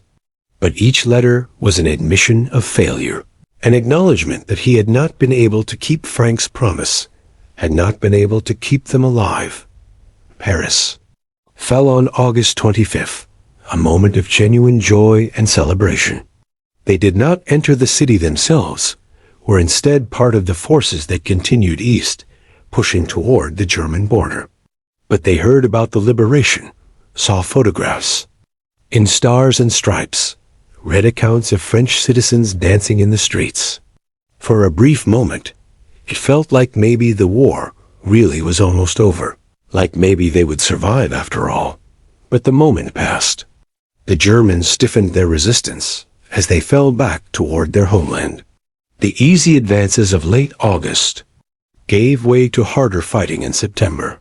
Supply lines stretched thin as the Allies outran their logistics. Ammunition ran short. Food became scarce. The weather turned cold and wet, and they shivered in inadequate uniforms, feet perpetually damp, bodies never quite warm. They crossed into Belgium in early September, liberating more towns, facing more desperate counterattacks from an enemy. That grew more dangerous as it was cornered. The nature of the fighting changed again, became more urban, more close quarters, more vicious. Every building had to be cleared room by room. Every basement could hide enemy soldiers. Every pile of rubble could conceal a machine gun nest or a sniper. Jimmy found that he had become efficient at killing. The hesitation he had felt after shooting that first German soldier was gone, burned away by months of combat. Now he killed. Without thinking, without feeling, simply identifying threats and eliminating them with mechanical precision. It was necessary, essential for survival, but some distant part of him recognized it as another piece of his humanity lost, another step away from the person he had been. Marcus had become the best soldier in the squad, maybe in the whole company. He moved through combat with an eerie calm, never panicking, never making mistakes, always in the right place at the right time. Other soldiers sought to stay near him, believing that his presence somehow improved their odds of survival. But Jimmy saw what that competence cost. Saw how Marcus pulled further into himself each day, spoke less, connected less, became more and more isolated, even when surrounded by people. One night, camped in the ruins of a Belgian factory, Jimmy found Marcus sitting alone, staring at his hands in the dim light. For a long moment, neither spoke. Then Marcus said quietly, "I have killed 23 Germans that I know of. Shot them, stabbed them, blew them up. 23 human beings who had mothers and maybe wives and children. 23 lives ended. And I do not feel anything about it anymore. Not guilt, not satisfaction, not anything. What does that make me?" Jimmy had no answer. He sat down next to his friend and said the only thing he could think of. "It makes you a survivor. It makes you someone who does what needs to be done so the rest of us can live. It does not make you a monster." But Marcus shook his head slowly. "How can you know? How can either of us know what we have become? We are so far from who we were, so changed that I do not even recognize myself anymore. I look in a mirror, and I see a stranger's eyes looking back at me." David Chun joined them, settling down with 3 cigarettes he had scrounged from somewhere. He offered them a round, and they smoked in silence for a while. 3 young men aged, beyond their years, bound together by shared trauma, survivors of battles that would haunt them forever. Finally, David spoke. "My grandfather told me once that war reveals who you truly are. Strips away all the pretense and the lies you tell yourself, and shows you your real nature. I thought that meant I would discover I was brave or cowardly, strong or weak, but it is more complicated than that. War has shown me that I am capable of terrible things, that under the right circumstances, any of us is capable of terrible things. And I do not know how to live with that knowledge. That is why we have to remember," Jimmy said, surprised by the certainty in his own voice. "We have to remember the guys who did not make it. Bobby and Eugene and Frank and Tommy and all the others. We have to remember that they were good people, that we are good people, that we are doing terrible things for a reason that matters. If we forget that if we start to think of the killing as normal or acceptable, or anything other than a horrible necessity, then we really do become monsters." Marcus looked at him for a long moment and nodded slowly. "Okay, we remember. We bear witness. We survive not just for ourselves, but for all of them. And when this is over, when we finally get to go home, we find a way to live with what we have done. Somehow, it was not much of a plan, not much comfort against the weight they carried. But it was something to hold on to, a reason to keep going, a promise to honor the dead by staying human, even in the midst of inhumanity." They finished their cigarettes and returned to their positions, to another night of watch duties and fitful sleep, to another morning of combat and death, to the grinding continuation of a war that seemed like it would never end. September turned to October, and they were still fighting, still dying, still pushing forward inch by bloody inch. The grand breakthrough had bogged down. The easy victories were over. What remained was hard, brutal, exhausting combat against an enemy that would not quit, that fought for every town and river and bridge with suicidal determination. Jimmy celebrated his 19th birthday in a foxhole outside the German city of Aachen. There was no cake, no celebration, just another day of artillery exchanges and patrol actions. David had somehow found a chocolate bar and split it 3 ways with Jimmy and Marcus. It was the closest thing to a party they could manage. Jimmy thought about his 18th birthday, spent in training back in Georgia, full of excitement about the adventure ahead. That boy seemed impossibly naive now, impossibly innocent. A year had passed. A lifetime had passed. He was no longer that boy, and would never be again. The war ground on into the winter. They took Aachen after weeks of house-to-house fighting. They advanced to the German border and then across it, the first Allied troops to stand on German soil. There should have been satisfaction in that, a sense of achievement, of approaching the end. But there was only exhaustion, a bone-deep weariness that had nothing to do with physical fatigue and everything to do with having endured too much for too long. And still the war continued. And still they fought. And still they died. One by one, day by day, the squad shrank and was replenished with fresh replacements who looked younger every time. Jimmy tried not to learn their names, tried to maintain distance, but they needed leadership, and he had to provide it, even knowing that some of them would be dead within days. It was a special kind of torture, caring for people you knew you would probably lose. If you are enjoying this story, leave your like and subscribe to the channel. The hardest test still awaits these survivors as winter descends, and the Germans launch one final desperate offensive. The snow began falling on December 16, 1944, soft flakes that seemed peaceful until the first German artillery shells screamed out of the pre-dawn darkness.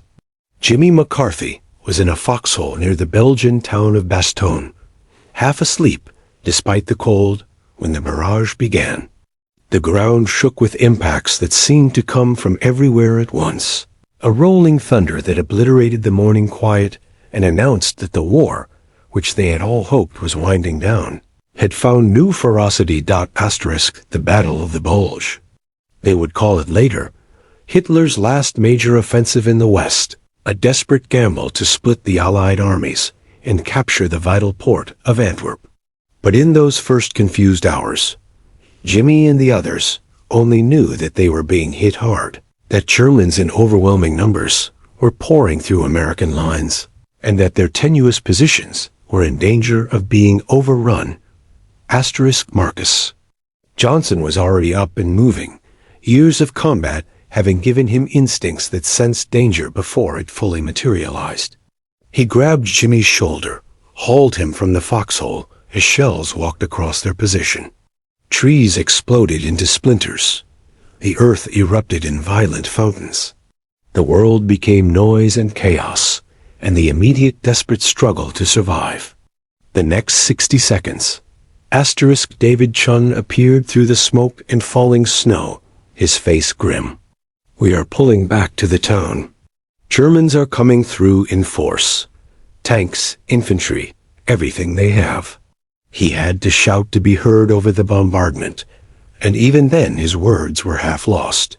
They grabbed their gear and ran, part of a general withdrawal, as the defensive line collapsed under the hammer blow of the German assault. The retreat to Bastogne was a nightmare of confusion and fear.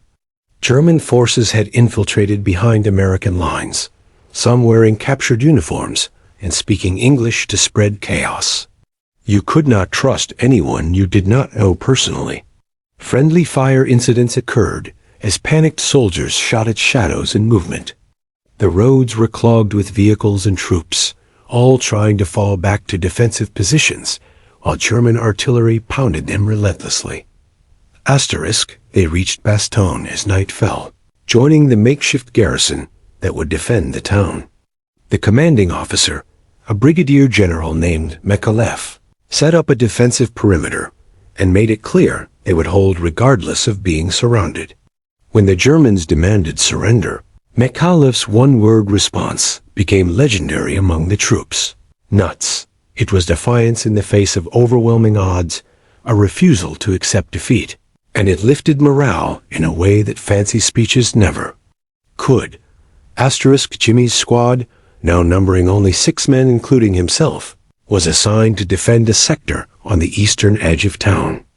They dug into frozen ground that resisted every blow of the shovel, created positions that offered minimal cover against the cold and the German fire that would inevitably come. Supplies were critically short. Ammunition was rationed. Food was scarce. Medical supplies were nearly exhausted.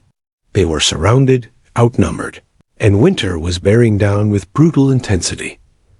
The siege lasted 8 days, though it felt like an eternity. The Germans attacked repeatedly, probing for weak points, launching full-scale assaults when they thought they had found vulnerabilities. American artillery, firing in all directions since they were surrounded, broke up many of the attacks before they reached the defensive lines. But some got through, and then it was close quarters fighting in frozen streets and shattered buildings. Desperate struggles where inches mattered and hesitation meant death. Jimmy lost track of how many times he nearly died during those 8 days. A German tank shell that missed him by feet. A sniper's bullet that struck his rifle instead of his chest, ruining the weapon, but leaving him alive. A grenade that landed in his foxhole, but failed to detonate, lying there like a malevolent promise, until he could carefully extract it and throw it away.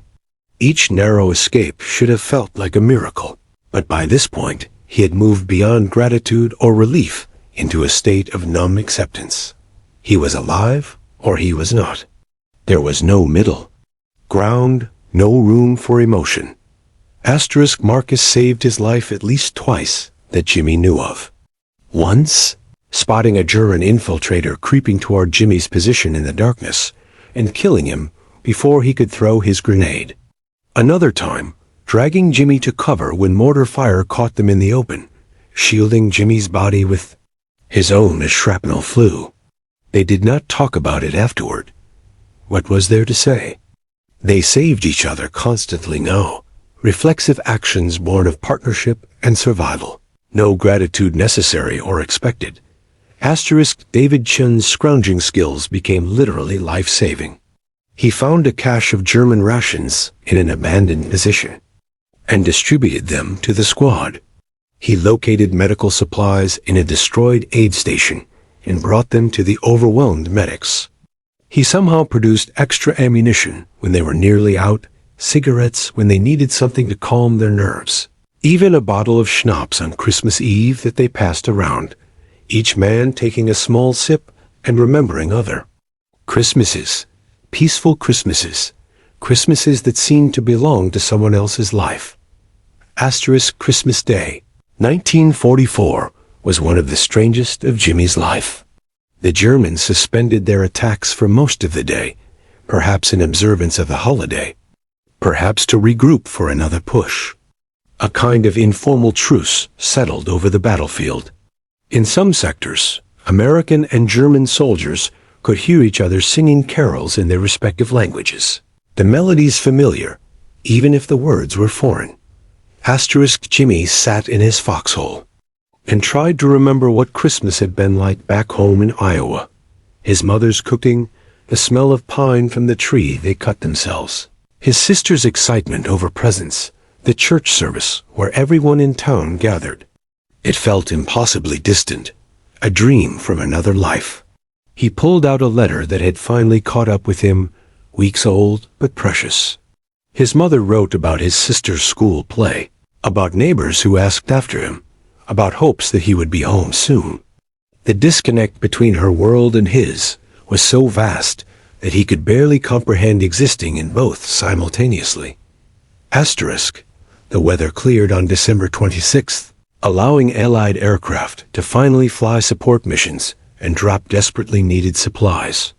The sight of American planes overhead, of parachutes descending with ammunition and medical supplies and food, lifted spirits in a way that was almost tangible. They were not alone. They had not been abandoned. The supplies meant they could hold longer, fight harder, survive until relief arrived. The German attacks resumed with renewed fury, a last desperate attempt to break the garrison before American armored forces could break through to relieve them. For 72 hours, the battle raged at an intensity that exceeded even Omaha Beach. The Germans threw everything at Bastogne, tanks and infantry and artillery, attacking day and night, accepting horrendous casualties in their determination to break through. On December 28th, during one of the fiercest attacks, Marcus Johnson was hit. A burst of machine gun fire stitched across his position, and he went down hard. Jimmy and David were there in seconds, dragging him to cover while bullets kicked up snow around them. The wounds were bad, very bad. Chest and stomach, blood spreading. Across his uniform too fast. His face going gray with shock. Marcus looked up at Jimmy with eyes that were already beginning to lose focus. "Farm boy," he said, his voice barely a whisper. "You remember what we talked about. You remember for all of us. You bear witness."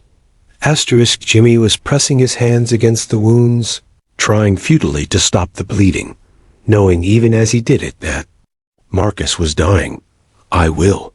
I promise. Just hold on. The medics are coming. You are going to be fine." But Marcus shook his head slightly. "We both know that is not true." "It is okay. I am tired, Jimmy. So tired. Maybe I can finally rest." He paused, breath rattling in his chest, and managed a small smile. "At least I got to see some of the world. Got to know what it means to have real friends. Got to matter, even if it was in this terrible place." Then his eyes fixed on something. Jimmy could not see. His chest rose and fell one final time, and Marcus Johnson was gone. The best soldier Jimmy had ever known. The man who had saved his life more times than he could count, his brother in all but blood, was dead in the frozen mud of Belgium. Just one more casualty in a war that consumed people without mercy or meaning. Jimmy sat there holding his friend's body while the battle raged around him, and for the first time since Omaha Beach, he wept. Not quietly or stoically, but with great racking sobs that shook his whole body. Grief and rage and exhaustion and loss all pouring out in a torrent he could not control and did not try to. David Chun sat beside him, one hand on his shoulder, his own face wet with tears, and they mourned together for Marcus and for all the others, for Bobby and Eugene and Frank and Tommy and Peterson and the hundreds of others whose names and faces haunted their dreams. The relief column broke through on December 27th. The siege was lifted. The Germans pushed back. The immediate crisis resolved. But the cost had been staggering. The defenders of Bastogne had suffered over 3,000 casualties. The attackers had lost many more. The snow was stained red across miles of battlefield, and the price of holding that small Belgian town would be counted in broken bodies and shattered minds for years to come. Jimmy's war should have ended there. He had been in continuous combat for over 6 months, had more than fulfilled any obligation, had earned respite if anyone had. But the war was not finished with him yet. The German offensive had been contained but not eliminated. American forces had to counterattack, had to push the Bulge back, had to restore the lines that had existed before December 16th. So Jimmy fought on, now commanding what remained of his squad, leading men who looked to him for guidance and protection he was not sure he could provide. The winter battles continued into January and February of 1945. Brutal fighting and cold that was another enemy all its own. Frostbite claimed as many casualties as German bullets. Men died in their sleep when temperatures dropped to murderous lows. Equipment froze and stopped working. Vehicles would not start.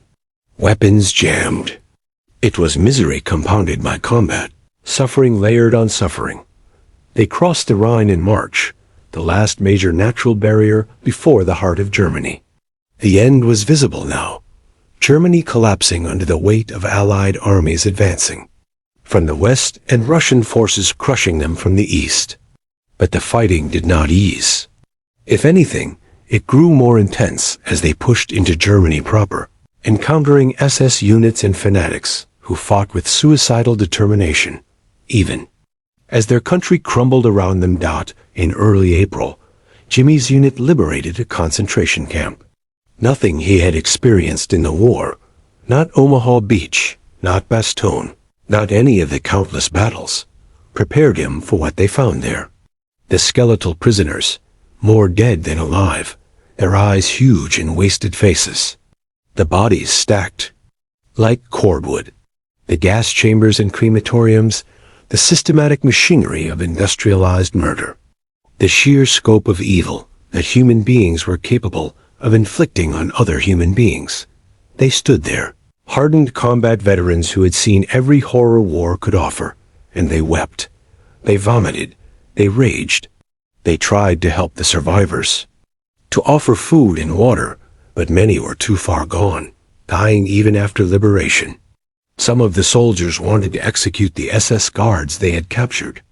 Officers had to physically restrain men from committing murder, from becoming the monsters they had been fighting. That night, sitting in the darkness, unable to sleep, unable to close his eyes without seeing the images from the camp, Jimmy, finally, understood why they had fought. Not for abstract concepts like freedom or democracy, not for national pride or political ideology, but to stop this, to end this evil. If nothing else good came from the war, at least this had been stopped.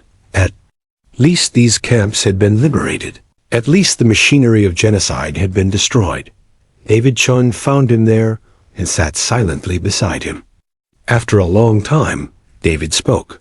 "My family is Chinese. We heard stories about what the Japanese were doing in China, the massacres, the brutality. I did not fully believe them. I thought they had to be exaggerated, propaganda. Nobody could really do those things. But after today, I believe every story I ever heard. Because humans are capable of anything. The worst things imaginable and worse." Jimmy nodded. "So what do we do with that knowledge? How do we live knowing what people can do to each other?" "We remember," David said quietly. "We bear witness, like Marcus said. We make sure the world knows what happened here, so it can never happen again.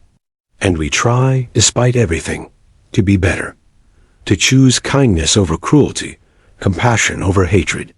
We try to be the opposite of what we saw today." It was a heavy burden to carry into a post-war world, this knowledge of depths of human evil. But perhaps also a sacred responsibility to ensure that the dead were not forgotten, that their suffering had meaning, that future generations would know and remember. The war in Europe ended on May 8, 1945. Germany surrendered unconditionally. Hitler was dead. The Nazi regime was destroyed. Jimmy and David Chun, and what remained of their unit, celebrated quietly, a subdued recognition of survival rather than any great triumph. They had made it, against all odds, through all the battles and horrors. They had survived. But the cost was written in the long list of names of those who had not. The journey home was surreal. Processing camps in France, where they waited for transportation. The ship back across the Atlantic, retracing the route they had taken nearly a year before, though it felt like a lifetime. Watching the Statue of Liberty appear on the horizon, that symbol of hope and home, and feeling what? Relief, certainly. Gratitude to be alive. But also a profound disconnection, an inability to believe that normal life still existed, that people went about their days without fear of death, that peace was real. Jimmy was discharged in August 1945, given his pay and his medals and his thanks from a grateful nation. He took a train back to Iowa, back to the farm, back to a place that looked exactly as he remembered, but felt completely foreign.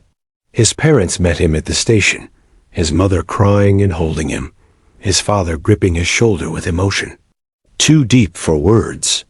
His sister had grown, was no longer the child he remembered, but a young woman. They welcomed him home, made his favorite meals, asked careful questions about his experiences, but he could not talk about it. How could he explain Omaha Beach to people who had never heard a bullet fired in anger? How could he describe Bastogne to people who had never been cold and hungry and surrounded and certain they were about to die? How could he tell them about Marcus and Bobby and Eugene and Frank and Tommy and all the others, about watching them die, about the weight of survival? The words did not exist to bridge that gap. He tried to return to his old life, to work on the farm, to reconnect with high school friends who had not served or who had served in safer roles. But nothing fit anymore. The rhythms of farm life that had once been comforting now felt stifling. The concerns that occupied everyone else, gossip and social events and local politics, seemed trivial beyond measure. He could not sleep without nightmares. Loud noises made him flinch. Crowds made him anxious. He drank too much, trying to numb the memories, trying to silence the voices of the dead that haunted him. 6 months after coming home, he left Iowa.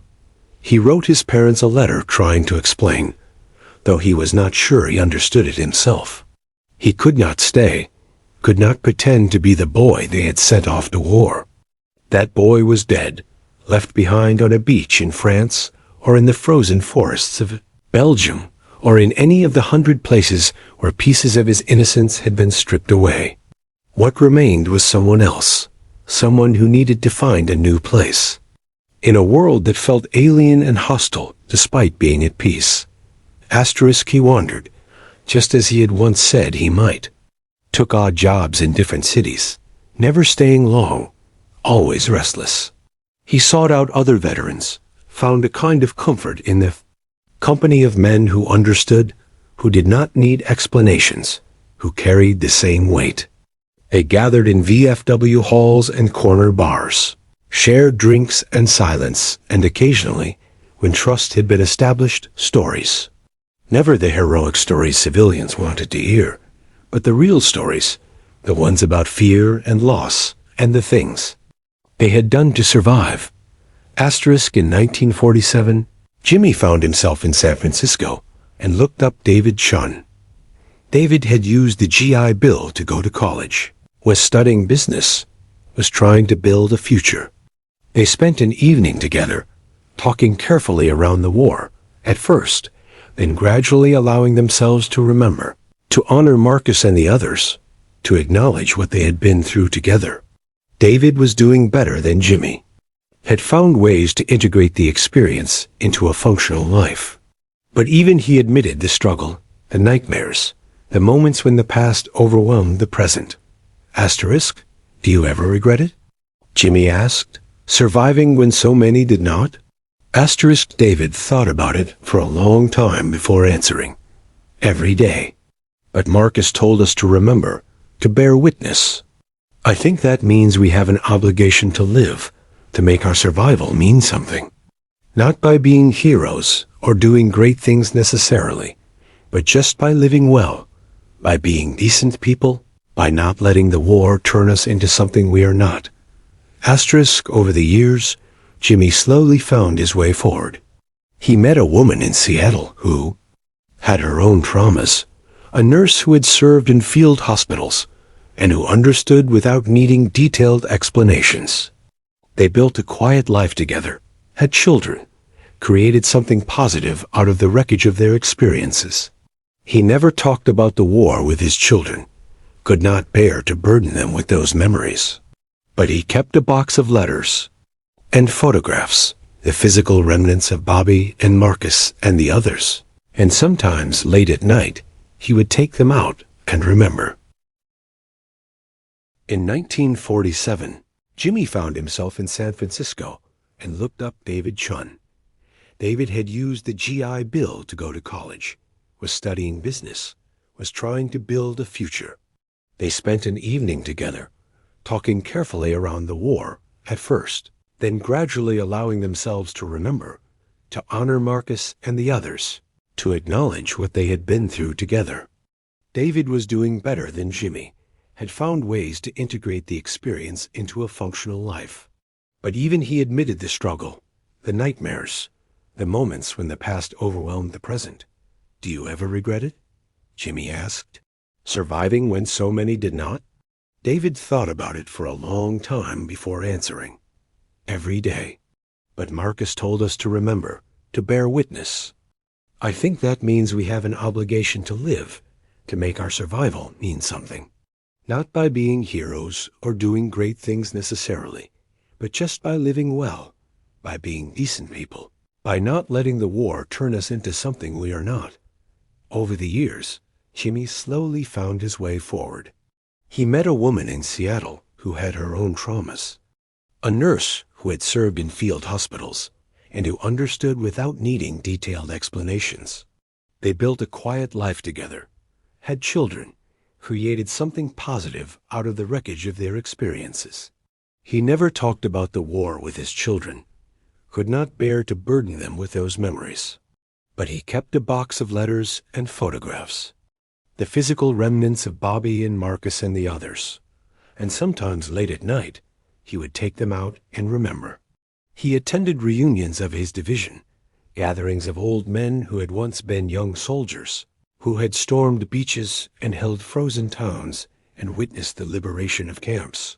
Their numbers dwindled each year as age and illness claimed what war had not.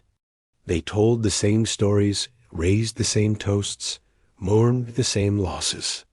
And each time, Jimmy felt the weight lift slightly, shared among brothers who understood, a burden made bearable by the knowledge that he was not alone in carrying it.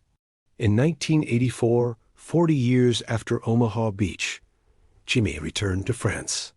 He stood on the bluffs above the beach where Bobby Henderson had died, where so many had died, and he wept as he had not wept since Bastogne.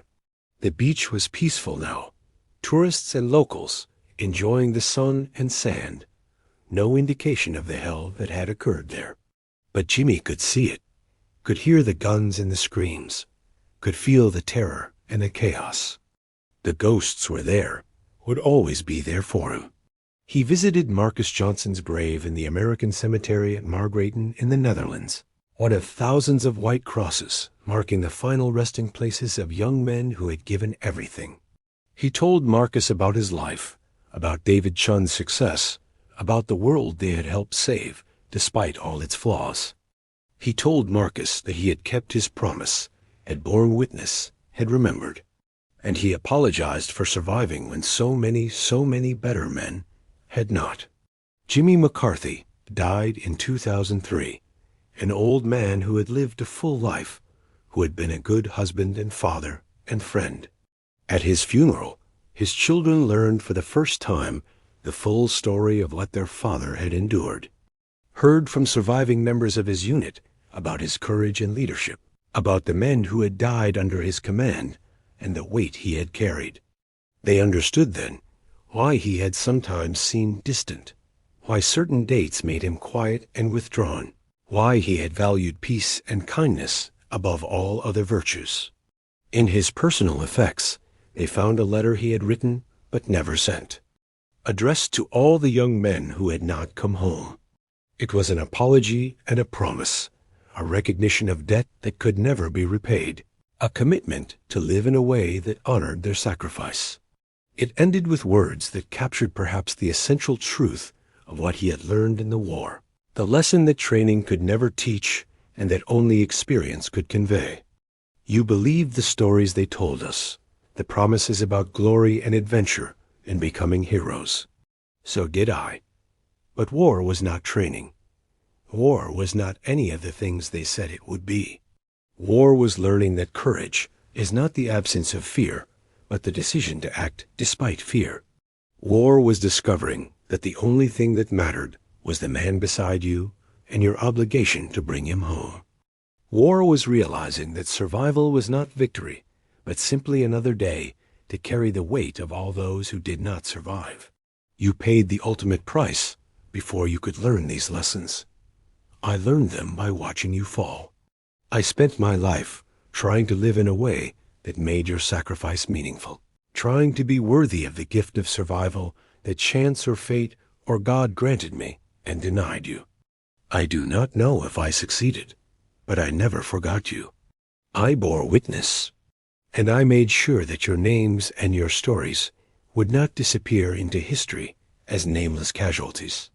You were real. You mattered. You are remembered. And that, perhaps, is the only victory that truly counts. If you are enjoying this story, leave your like and subscribe to the channel. The stories of those who served and sacrificed must never be forgotten.